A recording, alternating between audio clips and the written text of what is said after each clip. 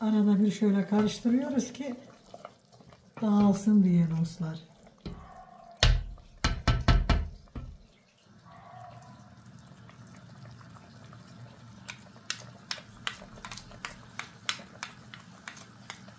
Vallahi hiç öyle uğraşmaya gerek yok. Hamur kesme, hamur bilmem ne. Bak, hem kolay hem de güzel bir çorbamız olacak. Sevgili dostlar, bahçemden toplamış olduğum harika ıspanaklarım var. Bir bağ. Yani öyle tartısı yok. Bir bağ şöyle ıspanağım var. Şöyle yine bahçemizden topladığımız bir demet yeşil soğanımız var. Bir butumuz var. Şöyle suyunu tenceremize koyuyorum. Bu kadar yeterli. Şimdi çorbamızın suyunu hemen ocağımızın üstüne koyuyorum. Ve dökme çorba yapacağız dostlar. Harika oluyor. Şimdi önce soğanlarımızı doğruyorum. Şu şekilde.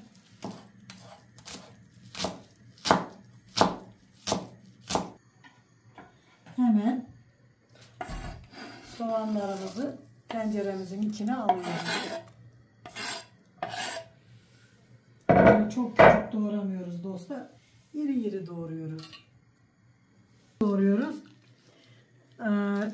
Ne diyerek başlamıştık, yola çıkmıştık? Bir çorba, bir dua diye yola çıkmıştık.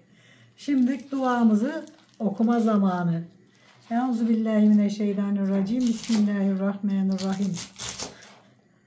Elem tera keyfe feale rabbuke bi ashabil fil. Elem yecal keydehum fi tatlilin versel aleyhim tayran ebebil. Termeyhum bi hicaretin min siccil. Fecealehum ke asfim me'kül. Allah'ım, yapmış olduğumuz yemeklerimizi, ağız tadıyla yemeyi, güzel aile olmayı, aile bağlarımızı güçlendirmeyi bizlere nasip eyle.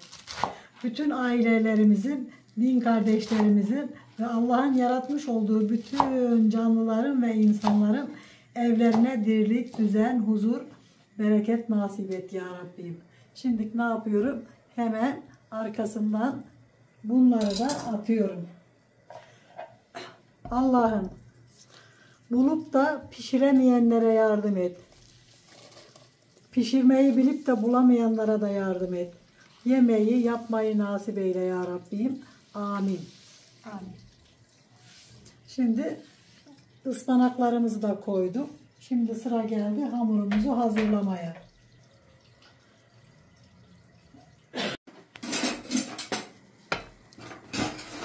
Yine bunu da yapalım değil mi?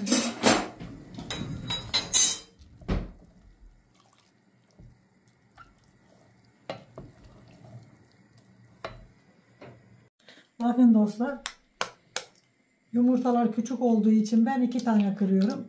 Siz istiyorsanız bir tane de kırabilirsiniz. Yani bir yumurta da yeterli canlı olunca. Böylece hemen üstüne 3 kaşık un,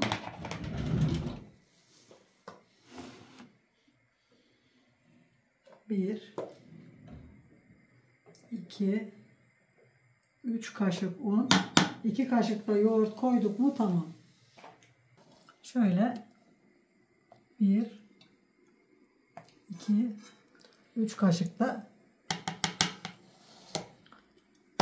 yoğurt koydum. Ve şöyle iyice bir karıştıralım bakalım.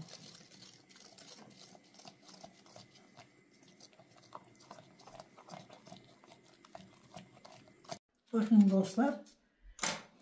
Şimdi yarım da limon sıkıyoruz hamurumuza. Bu kadar yeterli.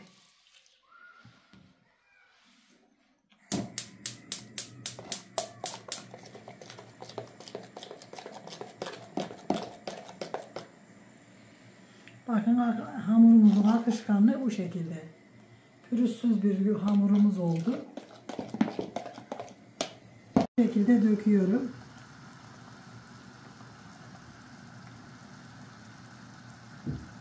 Ve adı üstünde ne? Dökme çorba. Hem kolay gerçekten hem de güzel.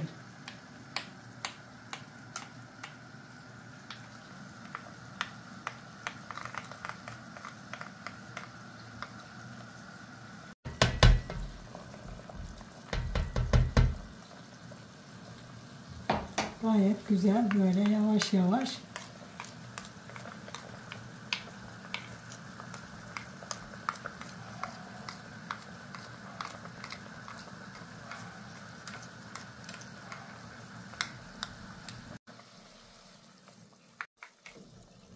Arada bir şöyle karıştırıyoruz ki dağılsın diye dostlar.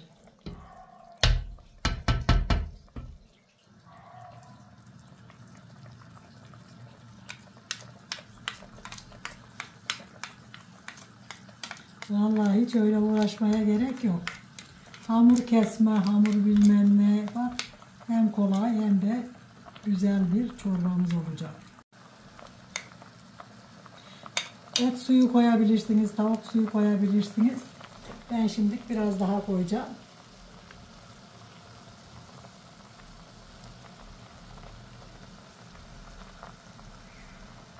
Evet, hamurumuzun hepsini boşaltmış olduk.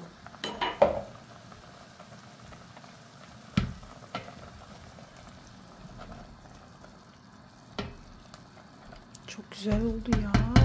Evet, çok güzel oluyor. Biz bunu hep yapıyoruz ya, en güzeli bu oldu.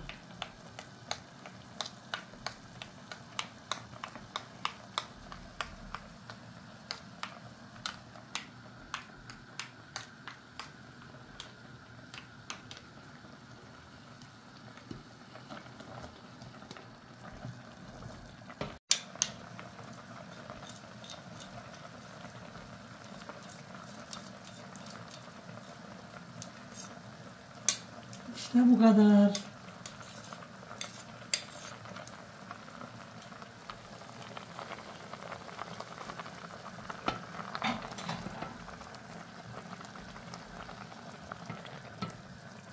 Bakın dostlar, çok güzel bir çorbamız oldu.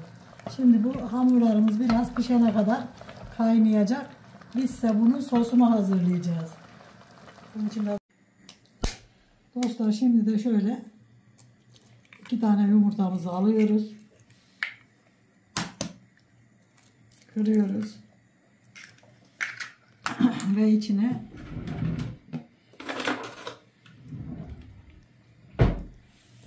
bolca limon sıkıyoruz şöyle.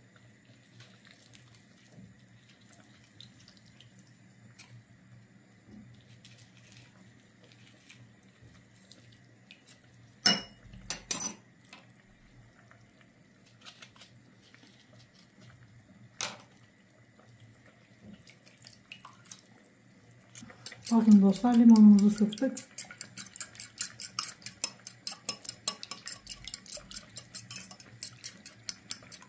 Böyle iyice bir çırpacağız. Hem kolay hem de güzel bir çorba oluyor. İsteyen tavuk da koyabilir ama biz sadesini tercih ettik bu sefer. Bakın, çorbamız pişti. Ne yapacağız? Yavaş yavaş bunu dökeceğiz. Yumurta karışımını. Yumurta karışımlı sosunu dökeceğiz.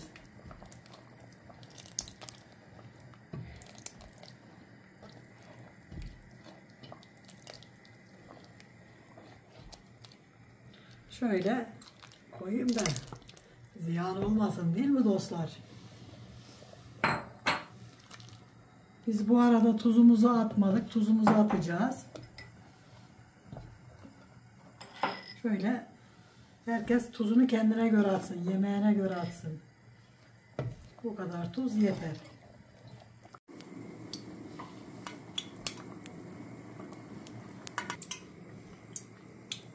Yağımız yandı. Şöyle biraz da pul biber koyuyorum. Pul biberimiz çok acı dostlar. El yapımı olunca gerçekten acı. Şimdi çorbamızın altını söndürüyorum ve yağını koyuyorum. Bu kadar kolay ve güzel bir çorba. Bakın, çok güzel oldu. Hemen servise geçelim. İşte çorbamız geldi. Kıvamı da çok güzel oldu. Emin olun lezzeti de çok güzel olacak.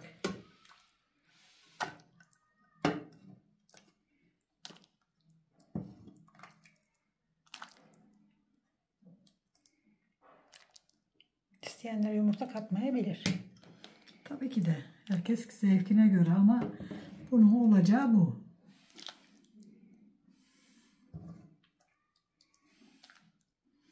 Ama çok nefis oldu.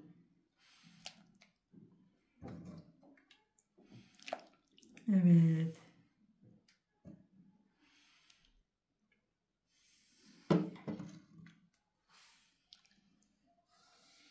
Ellerine sağlık.